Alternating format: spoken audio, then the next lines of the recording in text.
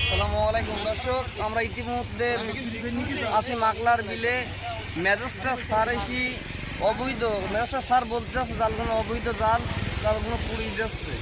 তাহলে ঠিক বিলির ছোটো ছোটো মাছগুলো ধরা খেয়ে যাচ্ছে, এভাবে বিলি মাছ মোটা হচ্ছে না। তাহলে যে কাজটা করছে ম্যাজিস্ট্রেট স্যার ভালো কাজ করছে। তার কারণ বিলির আগের যে পুরনো যে মাছগুলো ছিল সেই মাছগুলো সব মাছ নষ্ট হয়ে যাচ্ছে। আগের যে ঐতিহ্য যে মাছ বিলির সেই মাছগুলো সব নষ্ট হয়ে যাচ্ছে এই জালিসি, চাইনা জালিসি। তাহলে আমরা চাই বিলি মাছ ভরপুর মাছ হোক, মানুষ সেই মাছগুলো খাক ধরি ধরি, কিন্তু চাইনা জালে পুঁটি মাছ যে মাছ পড়লি সে মাছ মিস নেই, সব মাছ ধরা গিয়ে যাচ্ছে। এই জন্য সব মাছগুলো দর্শক আমরা যদি জালগুলো পুড়িয়ে দিয়েছে ম্যাজিস্ট্রেট স্যার এখন কাজগুলো ঠিক করেছে, সেটা সরকারিভাবে আইনত কাজ, খুব ভালো কাজ।